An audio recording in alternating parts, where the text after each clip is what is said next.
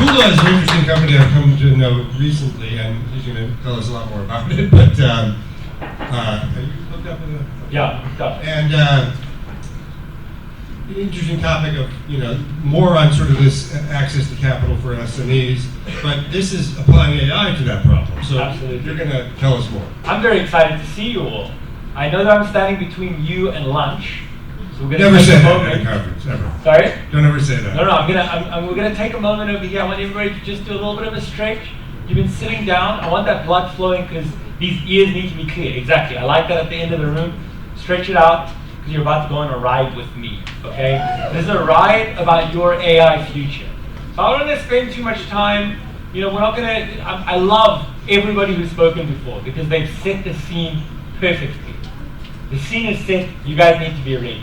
Okay? The question is simply how AI can close the SME funding gap in Africa. Are you ready? Okay, good. That's what I want to hear. I want to talk to you about your AI future. This is Tuesday. This morning, you woke up, maybe you have a baby. The baby was crying. How does the AI future help that? Well, now you have an AI baby translator. Who can tell you exactly what your baby is crying about. You got out of bed, the baby's calm, time to brush your teeth. Normally you brush your teeth, but it's the AI future, which means that your toothbrush is talking to you while you're brushing your teeth about how well you are brushing your teeth. If you want a nice, clean, white smile, your toothbrush is now your assistant in doing that. Time for breakfast. I want to cook my own breakfast. It's the AI future. The robot does it for me. This isn't future technology. This is happening right now. Maybe you enjoyed your breakfast a little too much, so you're running late for work. Everybody knows that problem. Write a quick excuse to the boss. No longer your problem. Use the AI excuse generator. You can access this right now at excuse.ai. I see you with your laptop out. Write it out, excuse.ai. If you're running really late, and now you need to talk to the big man. Onto what you call, you can now follow the Koreans and get a custom AI prayer maker just for you that writes your own custom prayers so that you can talk to the Almighty. It's a crazy time to be alive. AI seems to be everywhere. Everybody's got an AI company. Everyone's got an AI solution. There's lots of hype. And with hype comes a lot of snake oil salesmen. You've heard this. The real question is, what's really changed? What's really going on with this AI revolution? In the past, we used to write the code. Now the code writes itself. What does that really mean? It means, like a small child, our computers used to be toddlers who we had to give strict rules to about what to do, what not to do. When you see this, do this. But now our computers are becoming mature adults. We just tell them the outcomes, and we don't have to worry about all the rules that go into them achieving that. The reality is there's real value to be had. In McKinsey's latest report on the impact of generative AI on the AI landscape, they estimate $17 to $25 trillion of new value is going to be created worldwide. $17 to $25 trillion are the GDPs of China and the United States. That means that AI represents a brand new United States on Earth in terms of the amount of value it's going to be adding to the global economy. How will you know what's the snake oil salesman and what's not? I'll be your guide, or as Simon says, your Yoda, for the next 20 or so minutes. Let me tell you a little bit about my background. That boy with the hair is me. You can see some things have changed, but I started out as a YoTV presenter. Anybody who watched SABC1 might know that YoTV had a science and technology show called Blast. And as a teenager, I was super fascinated by science and technology. I loved it. I loved the application of it. And that took me all the way to WIT, where I started studying electrical and software engineering. That was my passion. That was my focus. But at the same time, in university, I also started working as a photographer. I actually started as a club photographer, which is why I think I recognize some of you in the room over here. But when the FISMA's fall protests broke out, I decided that what I would do would be to capture the protests from the point of view of the students. I was sitting with my peers who were all extremely frustrated, extremely hopeless about the future of their prospects and about the future of their country. And I captured that frustration for Reuters. And I realized while I was with my peers during these protests that we really need to do something about the future of our country, about the future of our continent. Because the frustration that these young people were feeling was not only legitimate, it was going to spread like wildfire. I focused my time at both Imperial College London and then subsequently at McKinsey on African finance and development. Because I believe that SMEs and business, homegrown business by Africans, for Africans, is the only way we're going to answer this very difficult question. Over the next 10 years, Africa is going to add more people to the global workforce than the rest of the world combined. We've heard some things about young people and about African demographics, but this just drives it home. Without the right educational opportunities, without the right opportunities of entrepreneurship, without the right opportunities at finance, we're not going to get there. So the question that I've been asking myself for a long time is, how can AI and automation solve SME funding? And that's why I founded Vula with my brilliant co-founder, Alex Goff over there. Vula, as its name implies, is all about how do we open up Africa for financing.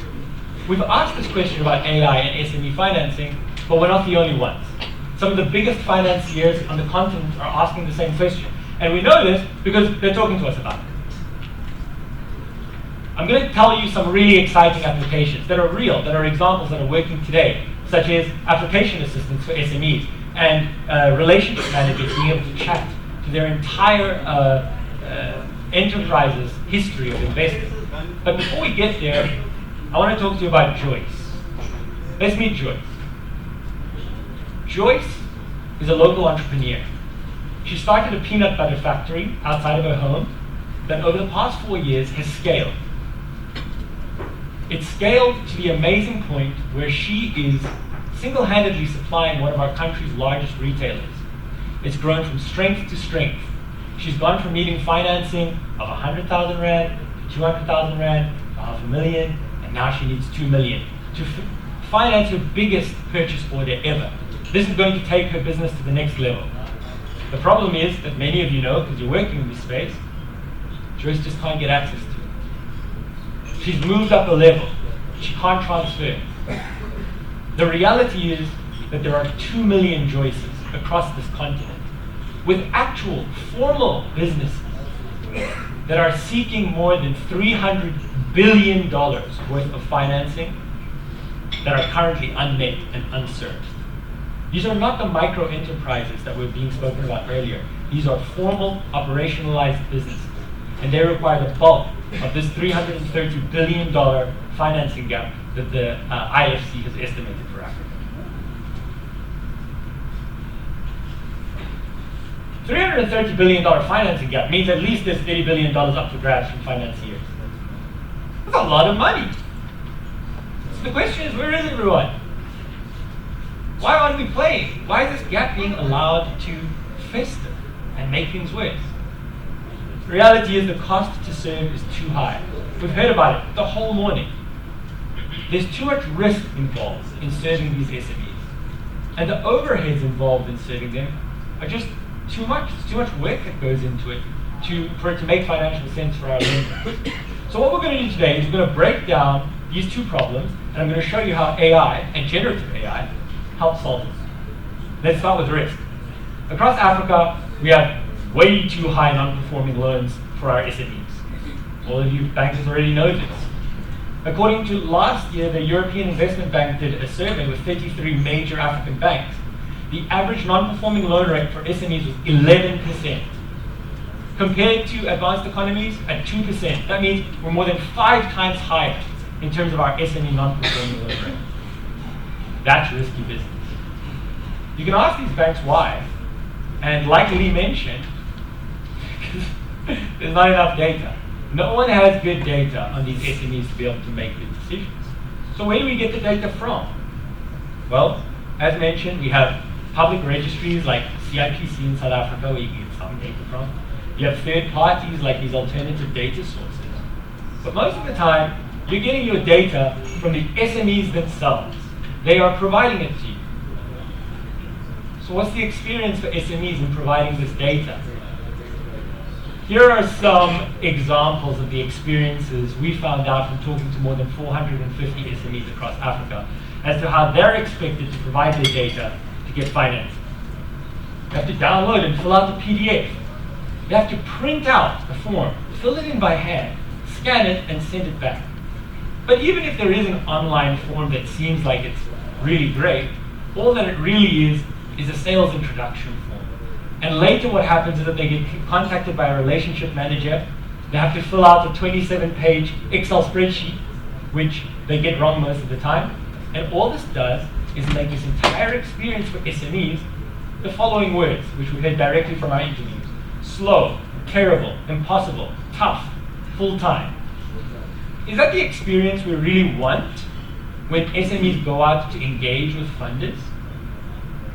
I mean, we heard Khomotso speak a little bit earlier about his experience at the medical facility where he had to fill in this form and it took really long and it was a bad question. And I wish he was here right now, because my question for him is, well, what happens on your website right now as Standard Bank? Sure, there's an online form, but I still have to sit going through 3 forms instead of getting my data pulled out from CIPC, making it much easier for me as an SME owner. It's easy to talk about these things, but I want to get into some real brass tacks. When we speak to funders a lot of the time, they're pessimistic. They say, you know what, it's fine if the application form is a little bit tough. The application form is a filter.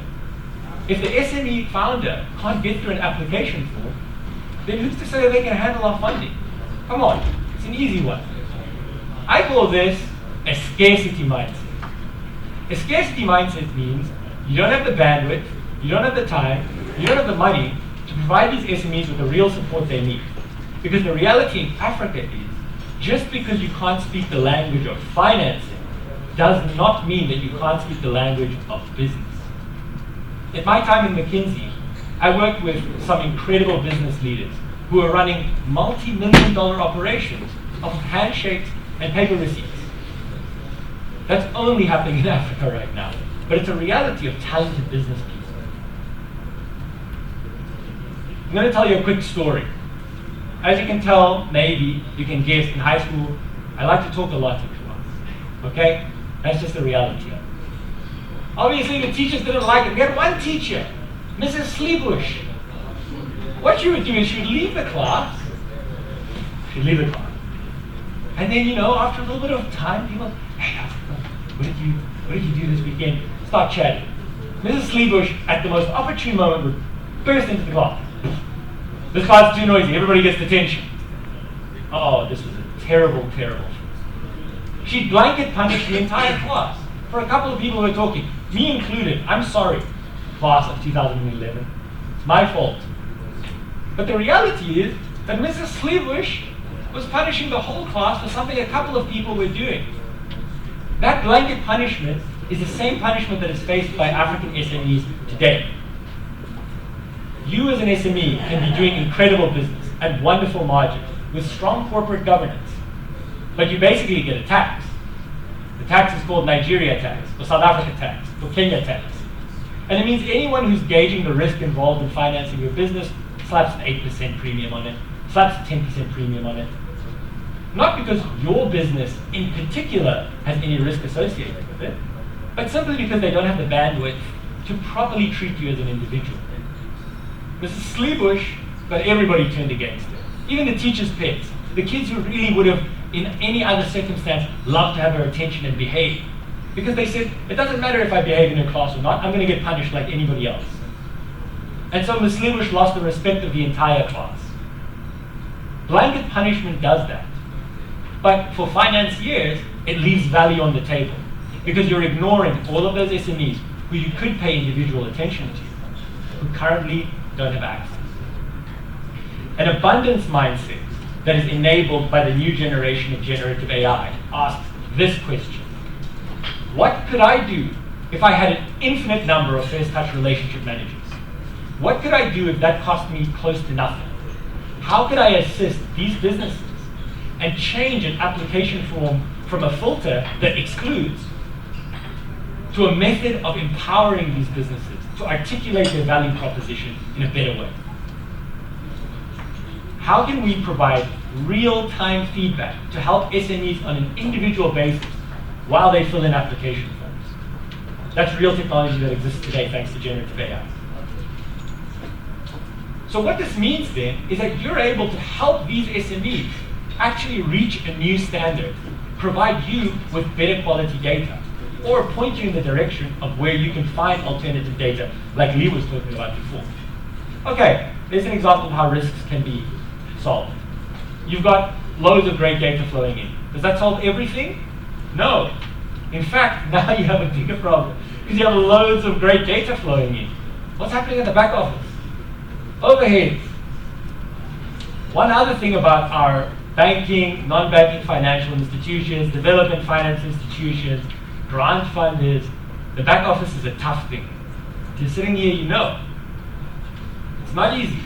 You can talk about automation, you can talk about new ways of working, you can even get to that 15-minute milestone that Lee was talking about, but it's very tough because it costs you too much money. With the back office teams we spent time with during our research, we found that 20 to 40% of these teams' time during the application process was spent simply going back and forth about the right data being submitted, about chasing after the right registration documents, or there are lines left out in the balance sheet. Should a relationship manager, whose job description is relationship manager, be in charge of doing that? Is that what you're paying them for? No, but that's their job. You can ask them about it. They hate it, and they spend so much time doing that. And so it's not just the experience of the relationship manager that gets affected. The entire experience for the SME is also terrible, because the SME is waiting around for a purchase order, for an invoice factor that's taking way too long. Business doesn't stop for you as a finance team. But you also risk your team's time, because they might be spending time going back and forth on a due diligence for a business that right now you don't even want to finance. That happens all the time. So you're stuck between a rock and a hard place. Where does generative AI get us right now? Well, we have incredible OCR, optical character recognition, combined with the capabilities of large language models to structure unstructured data. We're now able to pre-check documents for both quality and relevance ahead of them being submitted to these teams. That means that on the SME side, it can actually be checked if this is the right document that you're even looking for, saving a huge amount of time. But let's take that a step further. We can actually extract data from these documents and do the scoring immediately. For instance, on a balance sheet, immediately take out that data and score according to your custom scores to be able to see how relevant, how healthy these businesses are that are applying to you, ensuring that you don't miss that nugget of gold in the huge flow of new data that's coming in. But let's take it a step further. Now what you can even do is chat with your benchmarks. You can chat with the history of your entire institution's lending. What that means is that relationship managers don't have to go and chase after somebody or look for a reference in the previous 20 years of lending experience.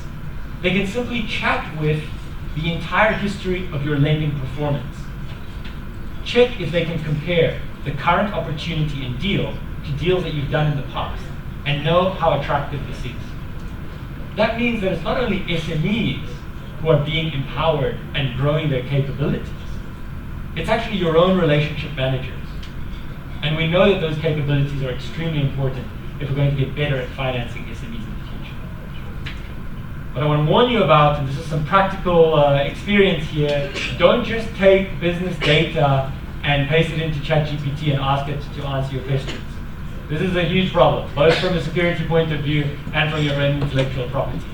Here's a little bit of a tutorial.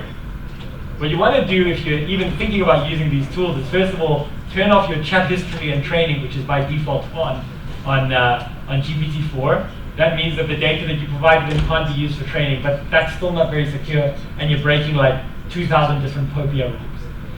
Instead, what you want to do is you want to connect to APIs. We can talk afterwards about this, but the point is, it's not as simple as just going on a browser, because you're going to break like 16 laws of the finance year. Another issue right now is hallucinations. You might have heard about these, but if AI is generating synthesis of the data that you're providing with it. If you ask it a question that it can't answer, some systems tend to just make up numbers. And that's very dangerous if you're in the money decision-making business. So you do still need to check, and these are systems that are being worked on every day to make them hardier and more resilient, but you can't just trust everything that an AI says to you.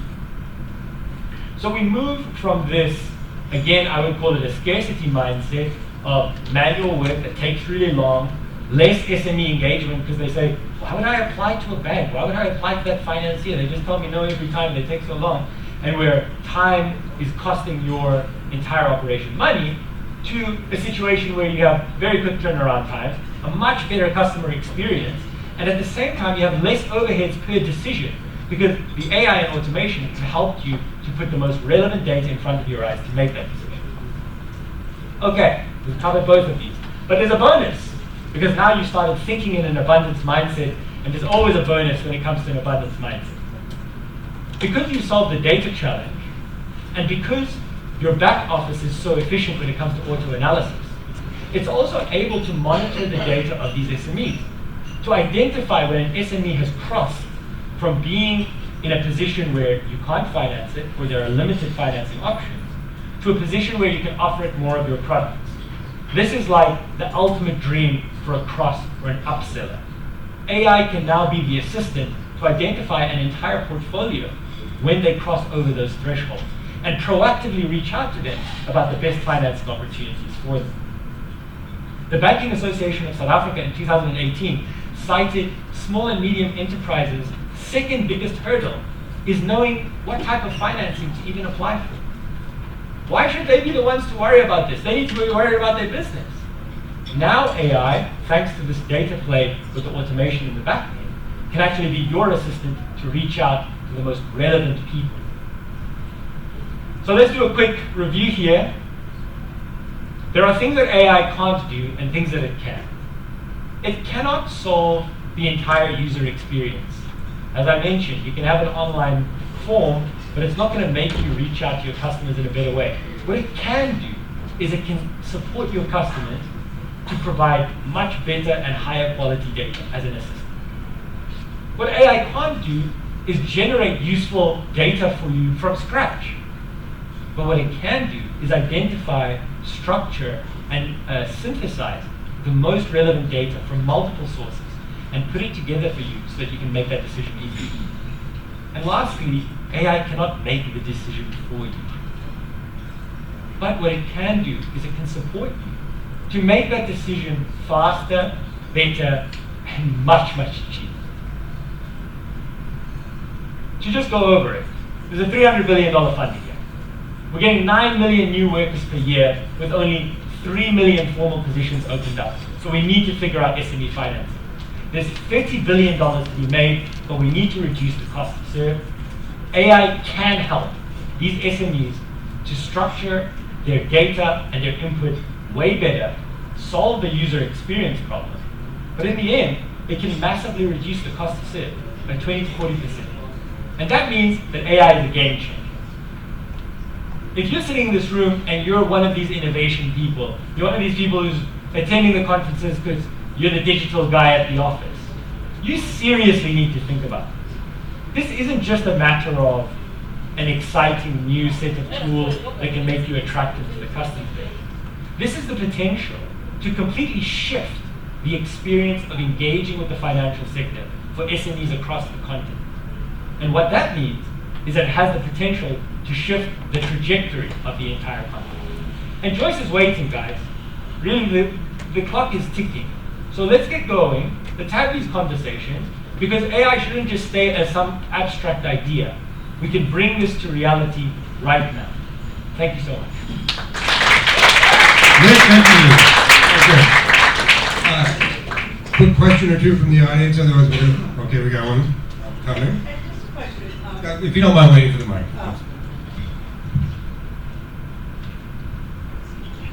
So this is all good, but what percentage of institutions are actually doing this now to make this more efficient and streamline the process?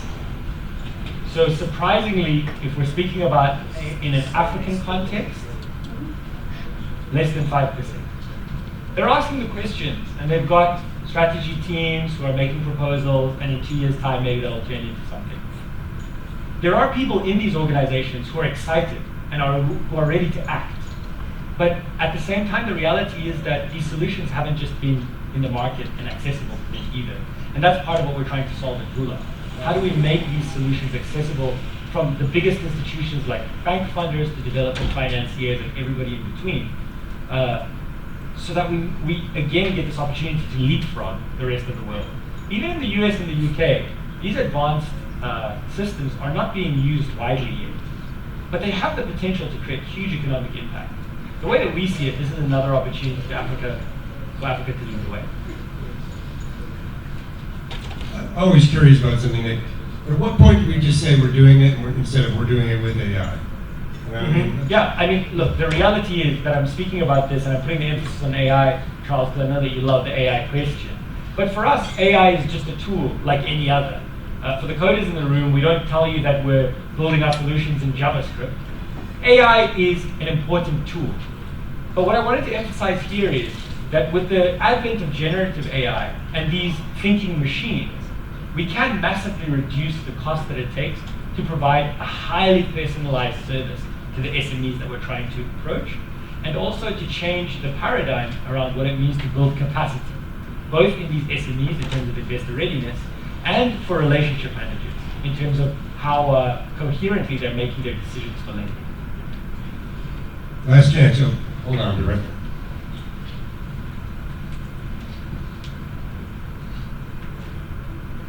I just have a small question about data accuracy. So how do you make sure that the data that you're using is fresh, up to date, accurate, relevant? It's a great question. And it's one of the first questions we started working on at Vula. We realized that if we can create an incredible user experience for SMEs and provide them with an engine that is constantly looking for their best financing opportunities across capital markets.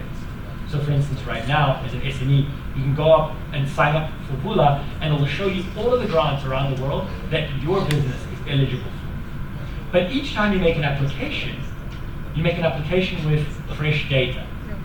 Vula acts as your living data room, where you can submit your documents and your business data, and it remembers that. But each time you have something new or updated or attractive about your business, you want to change them. You want to update those numbers.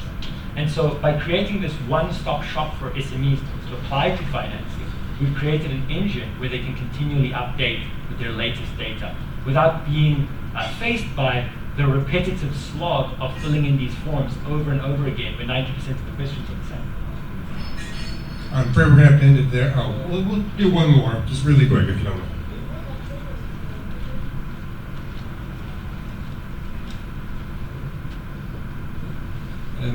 Where's your business model? Who's paying for your services? Is that the banks or the companies themselves? Anybody who serves SMEs in Africa know that that's not a deep pocket to go into.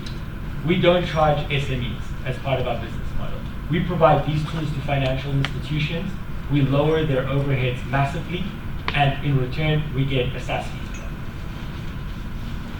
Okay, we're going to have to end it there. Thank you, Nick. That was great.